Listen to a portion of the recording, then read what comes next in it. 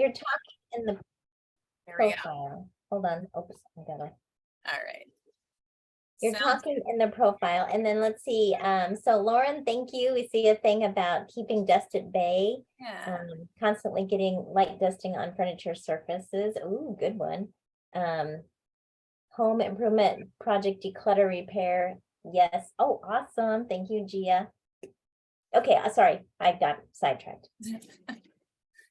Awesome. All right, well, we're just getting started, so welcome everybody. My name is Amanda Miller. I'm the executive director of the South King Tool Library. I am your host, webmaster slash whatever I need to be, tech assistance, so on and so forth. So feel free to message me directly if you have any issues hearing or seeing anything. We will record this session, and we are going to, what else? Oh yeah, we're going to draw a name for our home healthy home kit, which I'm really excited because you get a copy of this awesome book, which is The Gentle Art of Swedish Death Cleaning. No death metal involved in this, unfortunately, but maybe not unfortunately, nobody really probably wants to hear that, but this is a really great book, less about death than you really think, but more about just how to make some really great changes in your life and organizationally. Some really nice and helpful e-cloth microfibers and glass cleaners, and an unfortunately frozen bottle of dish soap. And unfortunately, this would be for local pickup only. So anybody that's coming in, I know, I'm sorry. But if you guys want to pick this up from the tool library, about halfway through, I'll try to draw a name of somebody that's in attendance, that's local, to win this and come pick it up from us. But I'm not going to talk forever, I promise. Denise is here. She's fabulous and just a really great person. I'm so glad to work with her, and hope you guys take a lot away from this, but I'll let Denise talk for a minute. Oh yes, the obligatory things. 1 second. Thank you to King County Circular Economy RE+ grants, the EPA Healthy, Resilient, Sustainable Communities grants, and the Department of Ecology public participation grants for making this possible, for helping us run this program, and for being supporters of all of this kind of informational workshops and classes. So take it away, Denise. That is awesome. And so while you're at it, I want to thank Amanda and the King County Tool Library for making this available. South King, not to be affiliated entirely with King County, South King Tool Library. Sorry. South King County Tool Library, thank you. And thank you, Amanda. Of course, y'all know Amanda's amazing. And then I'd like to thank the Tacoma Health Department. They are the ones that run the Asthma Coalition, which I am the facilitator for. Plus, I'm also a home coach, home and life coach. So, you know, just so much fun stuff about health. So thank you guys all for being here. I'm so excited to share this information because, you know, how our environment we live in our environment makes such a huge difference on our happiness, our ease of life, how we maneuver through the world. And so anytime we can make adjustments to make our homes happier and easier and healthier, everything we are improved and everybody around us is benefited. So these are well worth your time. I think we could probably start the PowerPoint. So I have a PowerPoint, and so I want to make a point about PowerPoints. I'm not a huge fan of PowerPoints. Normally, you know, if you know me, I usually just talk, but because I wanted to have this a little bit more multiply, you could have like visuals to go with it. So when you're trying to do a hard project, I totally understand, because PowerPoints is not my thing. It's very difficult to do a hard project that doesn't work but how your brain normally works.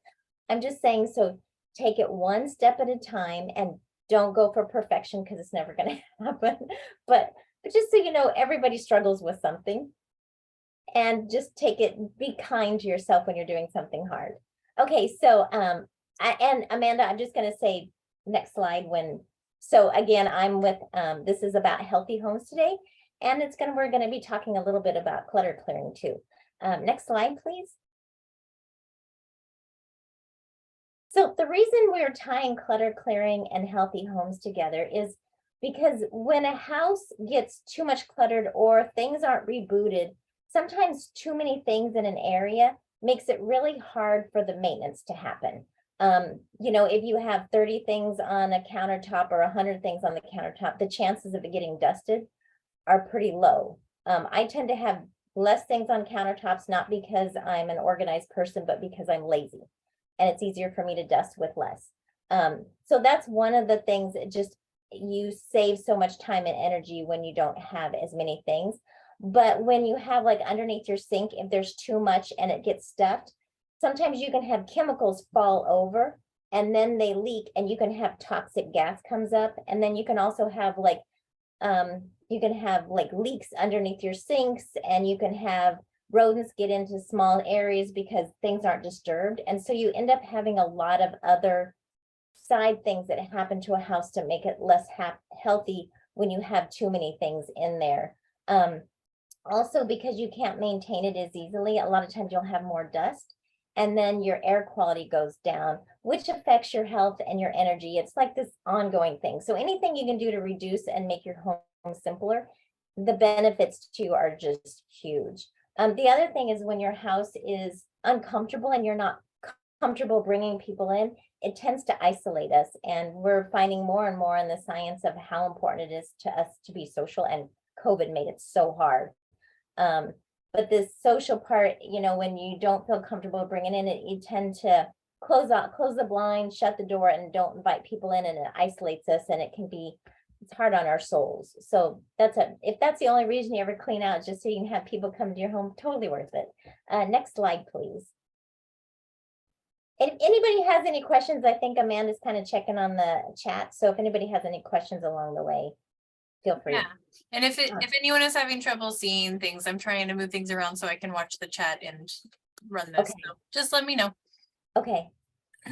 So with healthy homes and less clutter, a lot of things. Yeah, we'll have this slideshow available, right? Yep, we're gonna have that available, and we're recording this session. Okay, yeah. So with healthy homes and less clutter, they're very parallel on the benefits. So when you have a lot of clutter and it kind of wears on you, it drops your energy. Sometimes you're not sleeping as well. It's stressful for you. It consumes a lot of your time. It distracts you, so you can't put your energy on the things that really matter to you. It kind of deteriorates like some of the possibilities you have in your life. When you have less clutter and a healthier environment, you feel better, you have more energy, you're usually sleeping better. Cognitive function, they're finding more and more when your air quality is poor, it's affecting our cognitive function. They've done quite a bit of testing on schools when they had good air quality versus poor. The test scores will go up like 15%, which is good air quality. So if you're trying to unclutter like paperwork and you're wondering why you have no energy, sometimes it has it to do with your air quality. There's not enough oxygen in there. So you don't have enough energy because there's not enough energy in the room for you. So a lot of these things will help the process of creating a healthier home. It gives you more energy. Healthy homes, when we have these particles and poor air quality, it can affect your cardiovascular, it can affect your heart, your liver, your lungs, of course. So there's so many more things that happens to you personally when your house isn't healthy. Anything you can do to increase the health of your home and uncluttering it gives you freedom, it empowers your life. It's worth every minute of it. Next slide, please.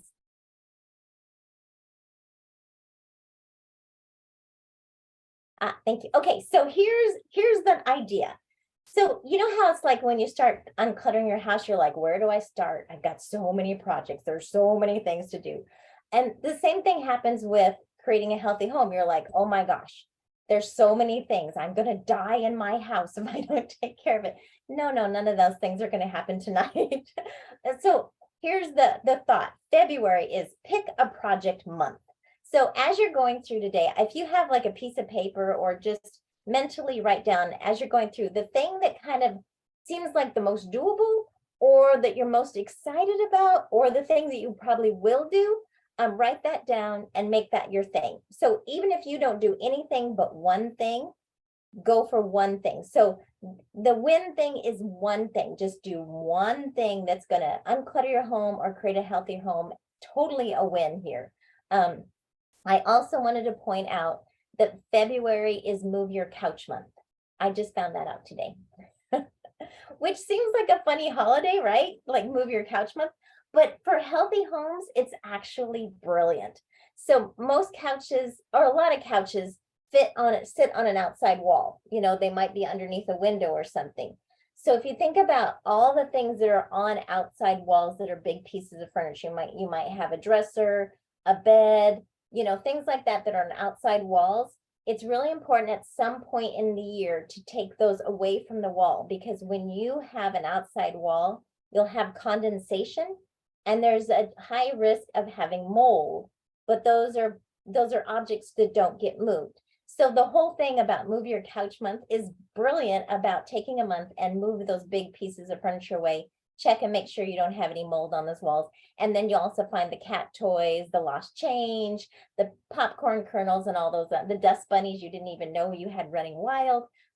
So that's just a side thing. Okay, next slide, please. So I've been doing this breathing practice, and what is today? Today is 162 days of doing a meditative breathing practice. And through this practice, I've been learning more about breath and studying more, and then experiencing how good it feels to breathe. And I found this quote by Andrew Weil that he was saying if he had to limit his advice on healthier liver to just one tip, it would be to simply learn how to breathe correctly. Proper breathing is the master key to good health. And I thought that was a pretty powerful statement.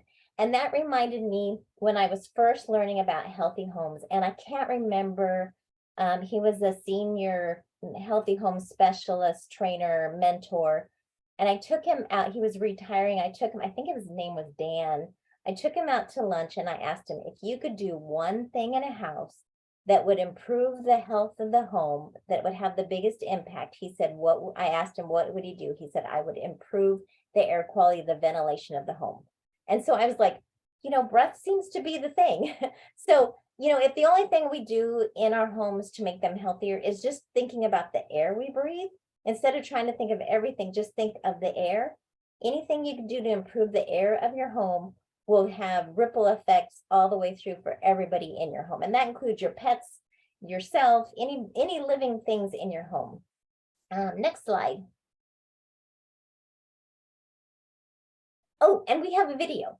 So in the American Lung Association, they have this awesome video, because, you know, I don't know if you've heard of like particulates in the air, 2.5 PM particulates, what that is.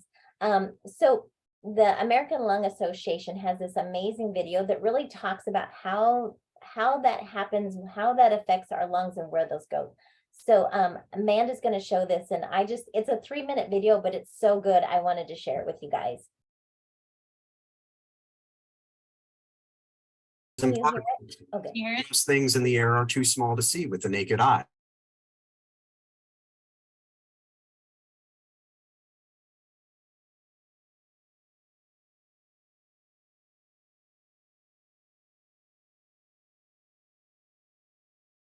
I'm not hearing anything.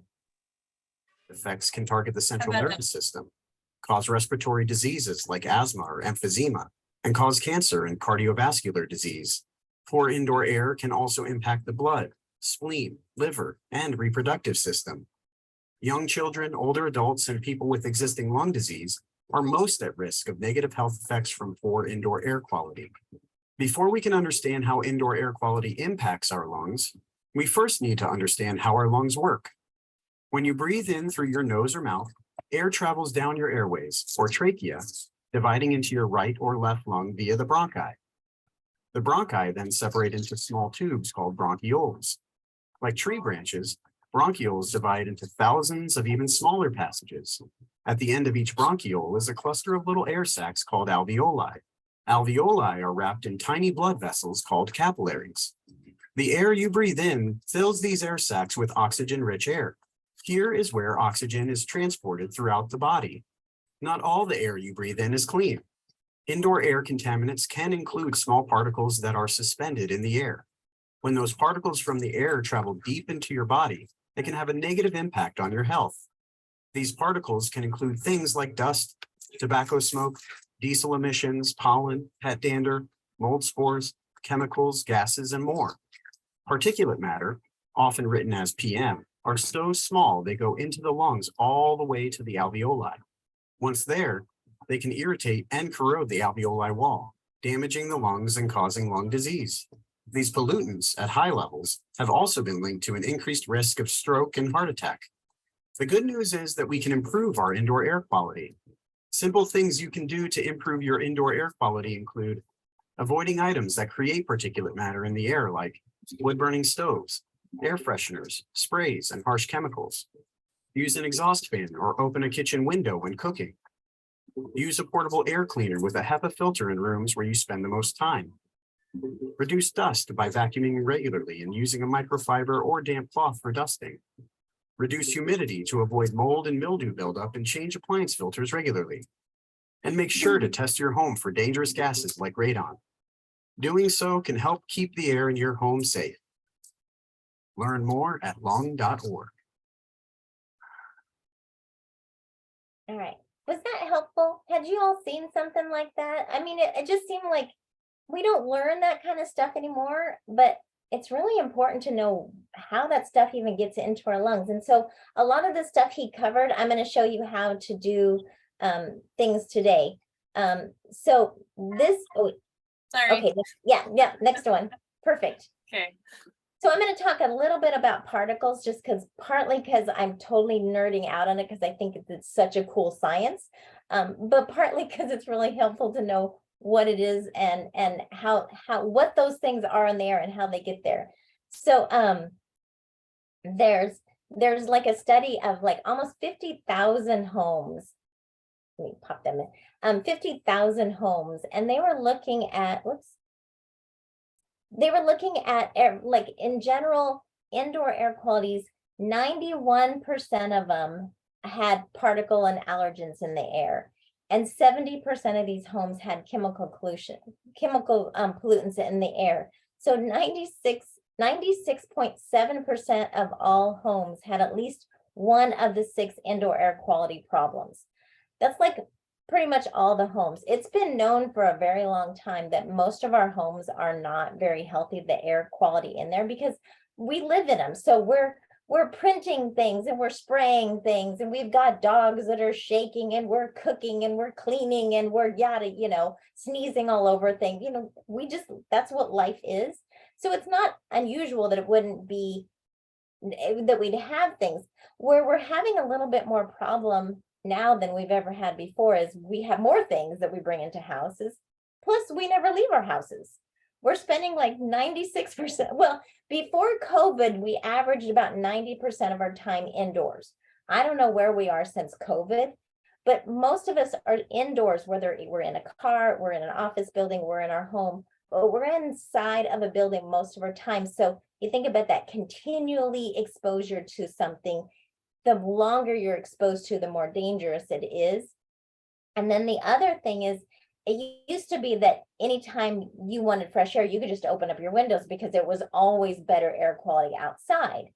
Well, now we found out, like last summer when we had that horrendous wildfire, bad air quality, and we were like popping into rates of 300 and stuff, that sometimes the air quality is way worse.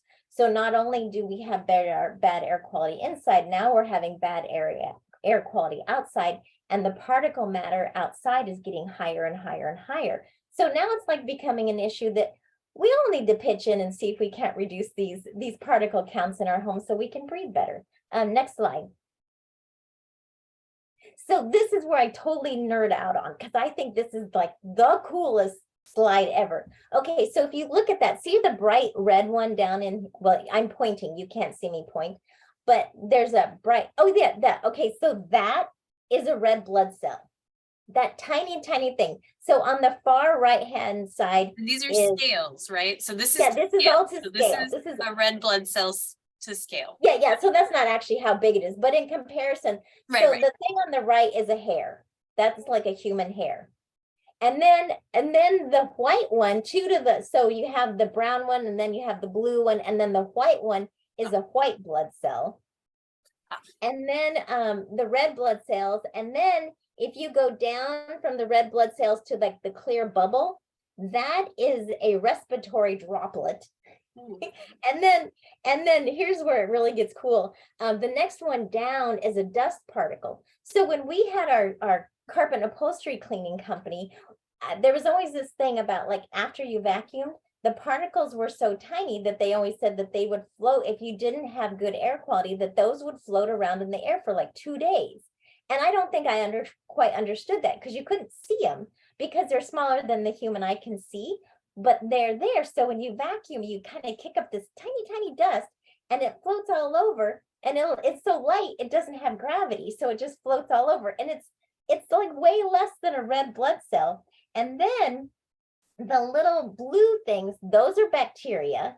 And then next to that is a wildfire smoke. So when we have all the wildfire smokes and the smoke that comes in, that's how tiny it is. And that's why they're saying in our lungs, we don't want that in our lungs, because it gets deep in there and then it goes into our blood. And then past that, the little tiny red one is the coronavirus. Is this like the coolest thing ever? I see that, Cindy, you're just invigorated. So that's when you hear somebody talking about 2.5, it's that fine, tiny particles that get deep into our lung. That's what most people are so concerned with, exhaust. And okay, so next slide. Okay, so here's the thing. I have eight possible actions you can take. This is the first action you can take, and this is probably going to have the biggest impact on everything you do, is just improving your ventilation, improving your airflow in your home. Because you think about the home, think of it, the home is like our bodies. It needs to have fresh air coming in, and it needs to have bad air going out. There has to be that circulation of fresh air and poor air. Otherwise, you have stagnation and you have unhealth. So having fresh air in your home is essential. So a few things you can do is, if you have exhaust fans in your home, and if you want to do a home upgrade, having a very good exhaust fan, making sure it's exhausting out of your home. The whisper quiets are what they have is what they call a low zone. So it's going to be like a one zone. That means it's very, very quiet. So if you have an exhaust fan that's like, you're probably not going to use it. So if you can upgrade to like a Panasonic Whisper Quiet or something similar to that, the chances of you using it go up tremendously. And also sometimes they'll have like a relative humidity sensor to know when your relative humidity is up. So those fans are getting really well. So just using your exhaust fan smartly will make a big difference on your home. So a couple things. As soon as you turn on the hot water to take a shower, turn on your exhaust fan and run it for an hour, because it takes about an hour to get the humidity out of that. And a lot of showers are next to master bedrooms. And master bedrooms, if you have relative humidity going around 60%, your dust mite goes up way high and your allergens go up high. So having your exhaust fan going, whenever you're doing laundry, exhaust fans on, anytime you're cleaning, exhaust fans on, anytime you're cooking, because some people, my husband says I cook by my fire alarm, but that comes from my mom. She said, it's that, and my grandma, it was the turn it up and burn it fast kind of thing. So I guess that's not a good plan. So cook less on lower temperatures and slower, but always have your exhaust fan on. Also, especially if you're in a kitchen and you have more exhaust, more things going on, crack a window. So what that window is going to do, what the exhaust fan does is it removes humidity, it removes stagnant air, it removes contaminants. If you crack a window, it floods the house with more oxygen, more vitality, more fresh air, and that dilutes whatever's going on. So the new fresh air dilutes and brings fresh energy and oxygen, and the exhaust pulls it out. So they think of like air is like a really, lethargic being. So it needs a little motivation. So air that's not flowing isn't healthy. So you need to have something that kind of gets it moving, so it kind of will circulate around. You don't want stagnant air. A lot of times when I'm working with somebody, they may have very low energy or have headaches, but I'm finding that their house is closed off. There's no open windows, and their carbon dioxide levels may be very high, which would give you the feeling of being very fatigued, but you may just have poor air quality. So getting that fresh air kind of will sometimes give you more energy than you realize. Another way to kind of help the air quality is with a filter. So there's, you may have followed some of the work. I don't know if you've seen the box fans, where it's just like a 20-inch box fan with a 1-inch pleated filter on it stuck to it. And maybe we can do a like a video of that in the follow-up here. But that's a really easy way to have an air cleaner in your home. Those air cleaners, what they do is they filter out that fine particles. So like last summer, the Pierce County Health Department, I think they got 600 fans out to the public. It was an amazing grant program they had, but they were trying to get it out for the smoke, because the filters, if you're at like an 11, so can you next slide, please? So they have like what's called a MERV rating, which is a minimum efficiency reporting value of a filter. So if you have a MERV rating of 11 to 13, you're going to be filtering out that wild smoke fire. So if you in a house, it's really important to have it. Now, where I'm seeing it when I'm working with somebody, like if we're doing some, like going through old papers, uncluttering things, to have one of those fans on, I'm noticing a huge difference in people coughing, sniffling, things like that in our work. So just thinking about having those fans on when you're working. The box fan and the filter is about $40. The other thing is to get like a regular professional air cleaner, and those will have, those you probably want to go up to a HEPA filter. And then that, using that in a room that you're in a lot, will help make sure that you're cleaning the air. The air cleaner is not the same as the fresh air and the removal, but what it is it's just filtering out the air. So it's kind of different from bringing fresh air in. You still need that, but then when it's in here, it's filtering it out. Does that help? The other thing is, when you're opening up the windows to bring fresh air in, we now have to have a little bit more awareness of how good the air quality is out there. It used to be just open up the windows.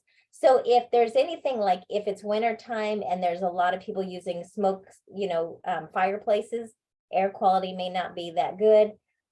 If we're having summertime air quality. So be kind of mindful of what's going around you. And there's a website called airnow.gov. That's an excellent place to go in, super user friendly. You just click on it and it will put you right to where your zip code, and it'll tell you where your air quality is. Some of our smartphones also have that. Kind of go by what the color of the rating. Some of them have a lower rating system, so it may be a false sense of security. So kind of go what it's saying for that. Is it saying like stay inside, see what the color rating is like. If it's red, stay inside. It was popping up as AQI during those days when it was really bad air quality index. I think that's on, I know on my smart speaker on my Google thing and on my phone too. And I had to kind of say, what are we talking about here? So and it's a little different, because I know some of the schools, some of the principals were using maybe a different rating system, and they weren't realizing how dangerous the air was for the little kids. So it's kind of good to go to like one source, and the airnow.gov is a really good one source to make sure you're on the right level of what they're asking for. Okay, next one. Okay, so number 2 is unsmoke your home. So number 1 was better ventilation. Number 2 is unsmoke your home. If you can unsmoke your home, you're not going to have all those tiny little particles all over. And so, of course, the number 1 way to unsmoke is not to smoke in your home, like no cigarettes, no cigars, no pipes. Those are the things, not only are they smoke, but they tend to be very high in toxins. So there's all kinds of other I mean, American Lung Association, their whole thing is about unsmoking because of the damage we know that smoke does, and also secondhand smoke and third-hand smoke. So if somebody in your family does smoke, if they can smoke outside and if they can have a smoking jacket on when they're smoking, because just coming in with the smoke can still transfer, especially to little kids and people that are highly sensitive, to everybody, but that's going to show up more in the little ones, and maybe with somebody with COPD or something. A couple of other things, fireplaces, those will smoke. I mean, have you ever done a fireplace you didn't smell smoke at some point?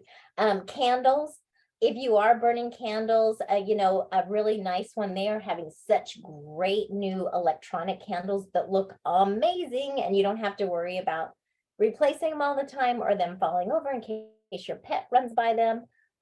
Cooking smoke, and that's kind of my thing of lighting the place on fire because of my cooking. So less on that, run your exhaust fans. The other thing on smoke is sometimes I'm kind of putting like vehicle igniting kind of stuff in emissions here, because I just wanted that somewhere, because if you have a car outside, or somebody's like starting a car, to be very mindful of opening up windows right then, because you may get the exhaust coming in from outside.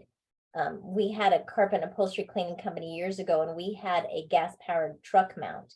And we found that to be an extreme issue when you had a gas-powered equipment right outside of a house, how you get these funky flows of air, and you'd get stagnant places, and you'd also get them kicking into a house. So if you have somebody doing anything with a motor vehicle close to your house, or powered electrical gardening tools, be real careful to kind of keep your windows shut during that time so you don't get the emissions into your house. And I'm not sure if I put that on the right slide, but gas powered. Gas powered, yes. There were some questions in the chat for you, Denise, about Yeah. incense and burning candles, and then Liz threw in a fact about furnaces do have MERV levels too, what they can support, and they can stress or damage your furnace if the MERV level is not sized correctly.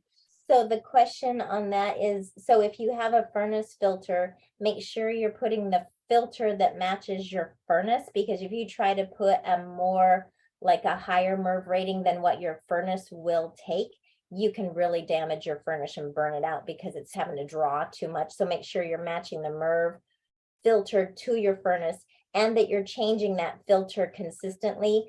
They may say change that filter like every 6 months or once a year. But if we're having high smoke and wildfires, you may have to change that much more frequently. So it's usually a good idea to have a couple extra filters. And so you can take it out and compare it to a clean filter, see how much different it is. So it's better to change them more frequently because our air quality is getting worse, because you want a clean filter to make sure it's really doing its job. Was that the question? Did I answer I think that? it was more of just like, make sure you're checking your furnace for So I just went off on that one. No, you're good. I mean, it's all helpful. And the questions were soy wax candles and incense, and also just general candles, if you have more insight there. So on candles, so a couple things. For one, candles a lot of times will have synthetic fragrances. And so you are not only just using the smoke where you might have the smoke, but you also have synthetic fragrances. Those can both be incredibly irritating to your lungs, and they could be toxic, potentially toxin, depends on what chemicals they're putting in there. Some of the lesser quality wicks in a candle can actually have lead in them. So you don't want to be putting those in there. So anything that's like the smelly candles that you see that are all like, ooh, the smelly candles, birthday cake and cinnamon toast, don't use those in your home, please. Don't light them up in your home, because you do not want to put things in the air that are not air. That's the main rule of thumb. If it is not air, do not put it in your air, because you will not be healthier by smelling that. It's not going to be rejuvenating. Incense, there's a couple things like burning sage, incense. A lot of things were, ancient practices and stuff. I will choke out when I'm around things like that. So there's this level of, I think part of it is we have a high exposure all the time. So maybe in ancient times or past where you would only be exposed to these smokes once in a while, but because we have constant exposure to so many things, I think we are more sensitive and we don't have as much room for flexibility about being exposed to more of these things because our lungs don't have that break of not having that exposure. So if you do use those things, just be mindful of the ventilation. So open up windows, get some exhaust fans in there. Notice that your different family members may have different sensitivities.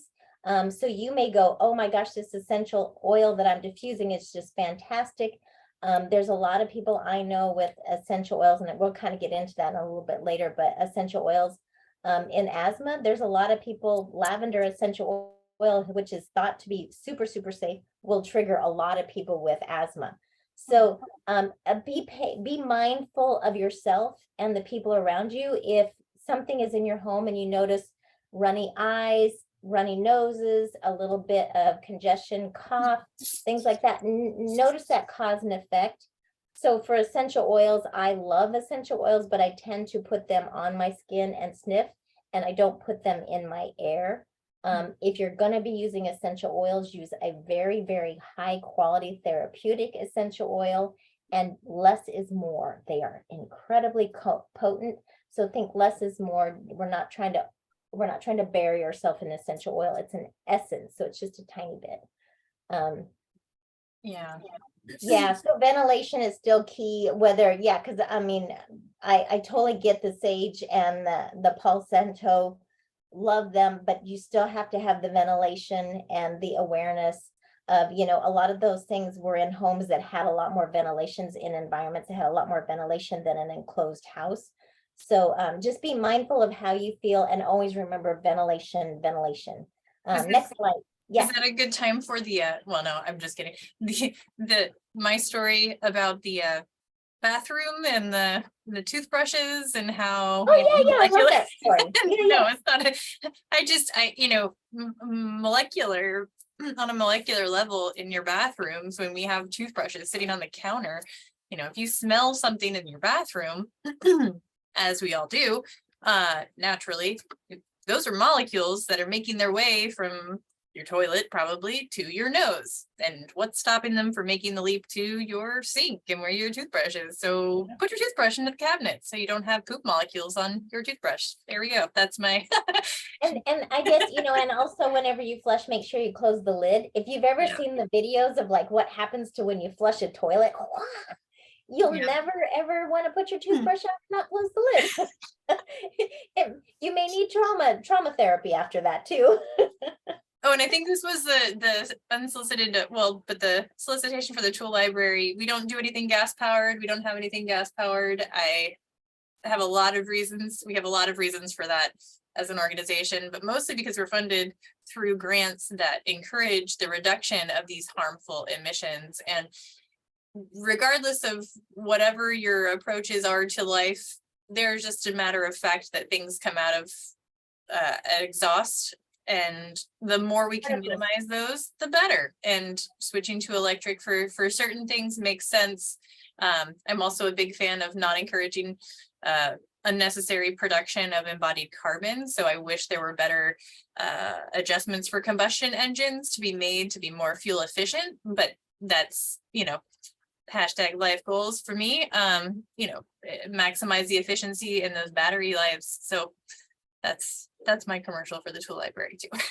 That's a good commercial. Oh, one more thing before we leave the smoke. So does everybody know that smoke is a particle? That's why you see it. You're actually seeing the reflection of light on the particles. I didn't know that. I went through the American Lung Association's Healthy Home Environmentals program. That was the first time I learned that smoke was a particle. I always thought it was like a gas. I never thought about it, but it's a particle. I just thought that was interesting. Totally nerdy. I know. I love it. Next one. Okay. So here's third little thing. And this is where the King County South King County Tool Library events are like your best friend.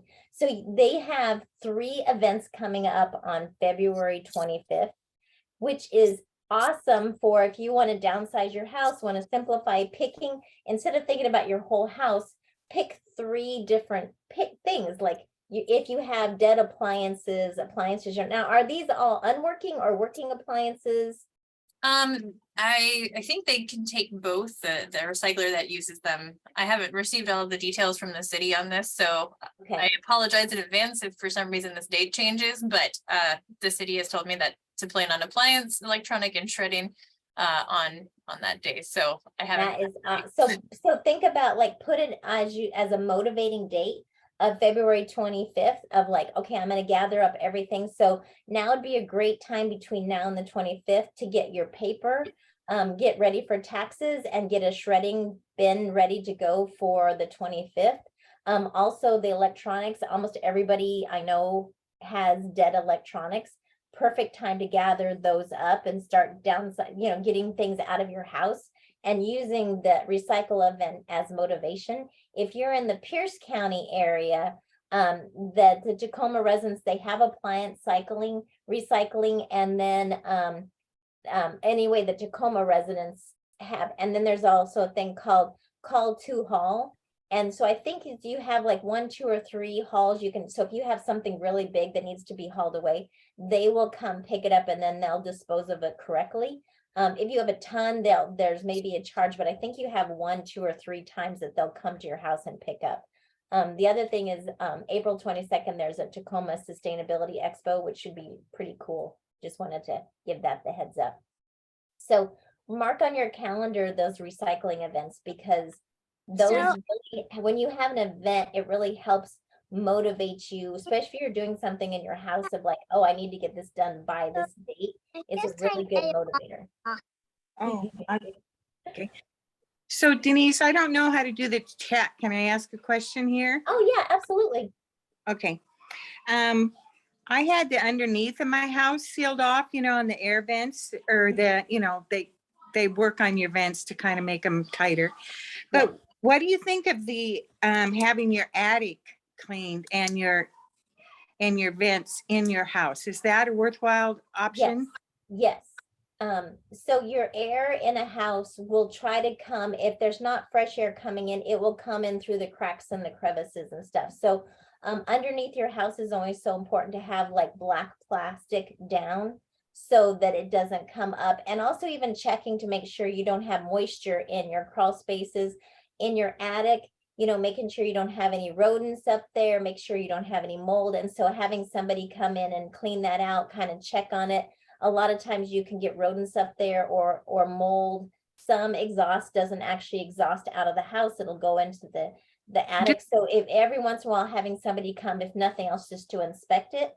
And if it needs to be moving up your insulation so your home will be warmer and you won't be using as much resources to heat it, that's a great one. Yeah. And then Can they vacuum up there?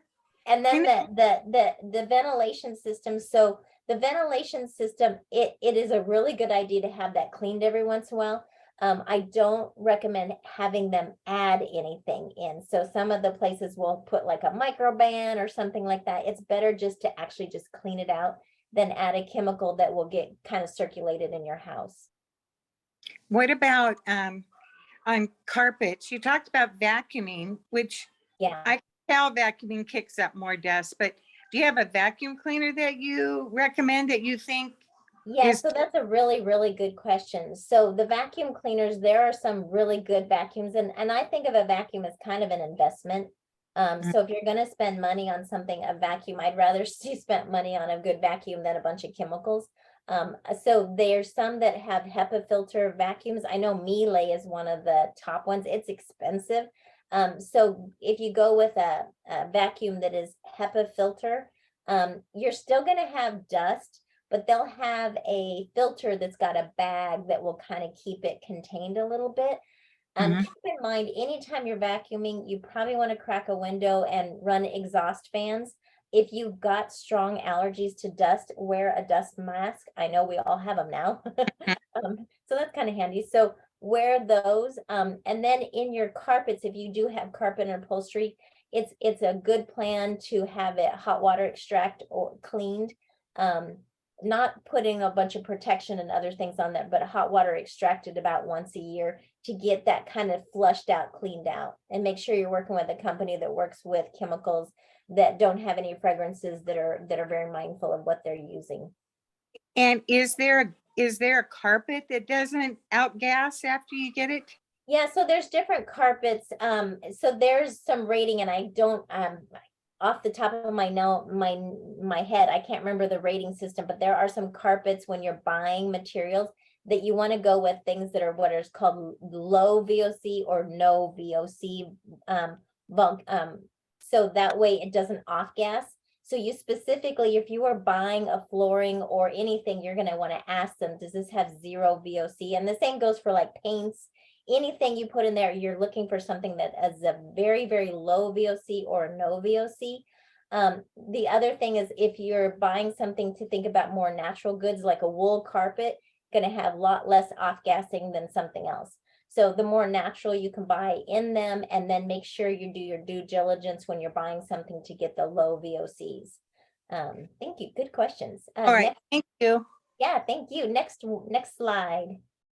I was just, oh, go ahead. Oh, no, that's okay. So then I wanted to share, like, so we have this amazing resource with the tool library. So if you have things like miter saws and, you know, hedgers and dehydrators and stuff, the tool library is a wonderful place to not only share your things so you don't have to store them, but also, instead of buying them, come there and rent, or, you know, not rent, but borrow from the tool library. So we have this great, that's a wonderful way to downsize. And, you know, the things you have, can you give a quick little thing of some of the things you have? Yeah, actually, I was going to say, we have a HEPA filter vacuum that we don't provide all of the HEPA filters. You just have to go buy the filters, but we have one that's a backpack version that a former contractor actually donated to us, that he would use to clean out after jobs and things were over, because he felt that was pretty important to do. And I think that's a great tool to borrow before you buy, or borrow if you're trying to save up for it.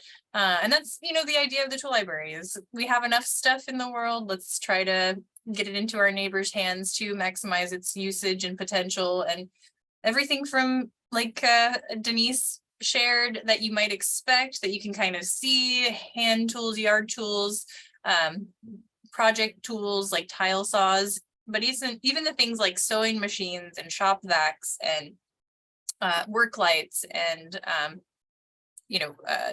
the food preservation tools, pressure canners, a freeze dryer. Those kinds of things are really great to be able to borrow instead of having to store them for, you know, the whole year or even decades. Sometimes people have things that they don't use for decades. And really, you know, when you think of things along those lines, even if you're not here, your other areas, there's 7 tool libraries in King County, over 400 around the world. And maybe there's one in your garage that you borrow and lend tools out to your neighbors. But, you know, these are really basic sort of ideas when it comes to lending tools, and there's a lot of applications. So I just encourage anybody that's likes this idea to run with it and see what you can do in your community, because they're really great ways to do that. So with that note, how about I pick somebody for our Healthy Homes kit? Would that be okay before it gets? We got about 5 more minutes left of the class. So hold on, let me see here. I'm gonna mix them up. I'm trying to fold them so it's anonymous, and I won't be making any preferential. While Okay, she's folding it up, if you get a chance, run by the tool library and just look. See what they have. You'll be amazed. You'll be like, oh, dude. It's true. All right, ready? Here we go. Well folded. If she's still with us, Anne E. If you are, that's Anne, and then last name E. If you are still with us, want to let us know? I am. Sweet. Yeah, Are you local to Federal Way? I am. I'm on the north end of Federal Way. Fabulous. Well, you have one green, or no, Healthy Homes Kit. I'm like, where are we? That's so exciting. I never win anything. I'm one of these people that never wins. Oh, Thank you you. Yay. changed And you your get to flow. come on by the tool library sometime, but I'd love for all of you to come by the tool library. And actually, Wendy just asked a question too. I had been looking into this. Where do we get radon tests? Oh, good question. So can you give me next slide? Yeah. So I'm going to go through this fairly quickly. We kind of covered some of it, but so number 5 and the next one is answering that radon question. So when in doubt, do not spray chemicals in the air. So this is going to be a huge way to reduce the chemical exposure in your home, is just stop spraying them in your hair, like air like aerosols and cleaners and deodorizers and plugins and air fresheners and bug sprays and pesticides and disinfectants and hair sprays and body sprays and perfumes and smokes, and you kind of get the gist. We're like, so it's like if you're cleaning, put it on a towel and use instead of spraying. So it's like as soon as you start going like this, hear my voice go, no, stop, back away from the, because none of that stuff is air and it's going to contribute to the stuff that gets into our system. Next slide, please. So this is kind of why these chemicals get in. We breathe them in, we ingest them. So if you can taste something, like if you're cleaning and you taste bleach or something, you've just ingested it. If you put it on your skin, it absorbs into your eyes. If you're breathing it, all this stuff gets into our systems, and that causes a toxic load to us. So anything we can do to reduce our toxic load is going to help so many different things of your health. Next slide, please. Okay, the radon. Okay, so you can get them online, or you can just go to the hardware store. The option is to get a long radon kit. So the long radon kit is the one you want to have if you can. So I don't believe they're difficult to get. It's more of just taking time to do it. It's like a 90-day test. So this, because radon is odorless and you can't smell it, but it is the #1 leading cause of cancer, lung cancer in the United States. So it's well worth it, and it's really random where it shows up. So one house next to another may have it and may not. So it's something we should all do, and this is a great thing to do for your February. Pick one thing to do, would be test radon. Do you know, next slide. Where does it originate? Is it from plumbing? It's the earth. It's like a gas from the earth. Yeah. Okay. So All right. I'm wondering if it has something to do with permeable surfaces, like your water, how things can come back actually through that. So interesting. So you don't need to test just if you have a basement. Everybody should test. Everybody should test. Yeah, that's just something that we should all do. So February is a great time to just, let's all go test our radon and make sure. EPA just did it. It was January. It was all about radon. The 7th thing is downsize your chemicals. So if you're thinking about downsizing and simplifying, this is a hugely beautiful way to do it. Is just pick like one thing, like underneath your sink or in your laundry room, pick one little thing and wear gloves, have your exhaust fan on, get some good ventilation, make sure there's no pets or kids in the area when you're doing it. And you're wanting to really go through one by one. If it is something that is an aerosol, if it's old, if it's toxic, if you look on the back and it says danger poison warning on it, if it's leaking, if it's rusting, if it's bulging, if it's something you shouldn't use, if it's something that you've got 5 million of them, if it's something you've had for 20 years, start downsizing and simplifying that. And that is an amazing way to reduce the off-gassing in your house, because a lot of times these things are off-gassing and you may have 2 different chemicals that are off-gassing and those will have a reaction. And so it's not like 1 + 1 = 2. It could be 1 + 1 = 10 toxic. So you really want to minimize the chemicals in your house. Next slide. There's a question about what to do with them. And if you're a local, there is the Auburn Hazardous Waste. And I think that's my next slide. Oh, my bad. No, that's good. Okay, and this is what you do with them. So you always want to safely dispose of them. You never want to put them down the drain. And so in South King County, we have the outlet collection mall, and it's on the outside is the waste mobile. and it's open on Saturdays and Sundays, just put them in a box, your chemicals, make sure they will not fall over in transport, make sure they are nice and solid. And they just put it in the back of the trunk. They'll ask for your zip code and they'll poke it right out. Pierce County, the Recovery and Transfer Center does the same thing. So just make sure, downsize that out of your house, but make sure you do it safely. And I think we have one more slide. So then the 8th and the final one is March 1st. We will be back. And so I didn't talk a lot about cleaning today and maintenance. That was such a big category. We are really going to do that in a whole nother thing. And those are things of like how to make your home healthy, but how to be healthy as you're cleaning, how to reduce your stress and the time and healthy maintenance. So this is something that we all do every week.